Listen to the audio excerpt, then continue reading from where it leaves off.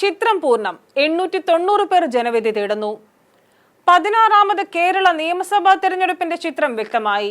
3 മുന്നണികളുടെയും പ്രതിനിധികളായ 420 പേരെ കൂടാതെ സ്വതന്ത്രരായ 470 പേർ കൂടി സ്ഥാനാർത്ഥികളായതോടെ നിയമസഭാ സാമാജിക ഘട്ടത്തിനായുള്ള മത്സരരംഗം സജീവമായി.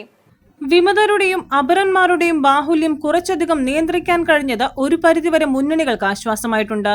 എന്നാൽ ദൈനംദിനം ഉയരുന്ന രാഷ്ട്രീയ വിവാദങ്ങളും മതജാതി അടിയൊടുക്കുകളും വിജയത്തെ സ്വാധീനിക്കുമോ എന്ന ആശങ്ക വ്യാപകമായിട്ടുണ്ട്. മുൻകാലങ്ങളിൽ നിന്നും വ്യത്യസ്തമായി മനസ്സു തുറക്കാൻ മഹാഭൂരിപക്ഷം വോട്ടർമാരും തയ്യാറാകുന്നില്ലെന്നത് ഇപ്രാവശ്യത്തെ വ്യത്യസ്ത കാഴ്ചയാണ്. ശക്തമായ ത്രികോണ മത്സരമാണ് പല മണ്ഡലങ്ങളിലും. സാധാരണ തെരഞ്ഞെടുപ്പുകളിൽ കണ്ടുവരുന്ന ഭരണവിരുദ്ധ വികാരം ഇക്കുറി കാര്യമായില്ലെന്നതും ഫലം പ്രവചനാതീതമാക്കുന്നു. ശബരിമല സ്വർണ്ണക്കൊള്ളയിൽ LDF UDF നേതാക്കളുടെ പങ്ക് ഉയർന്നതോടെ അത് പ്രചരണായുധമല്ലാതായിട്ടുണ്ട്. വികസനവും വർഗീയതയും പ്രധാന ചർച്ചയാണ്. ചരിത്രത്തിൽ മുൻപെങ്ങുമില്ലാത്തവണ്ണം നുണയുടെ കുത്തൊഴുക്ക് ജനാധിപത്യത്തിന് തന്നെ അപമാനമായി മാറിയിട്ടുണ്ട്. Election desk, ജനശബ്ദം.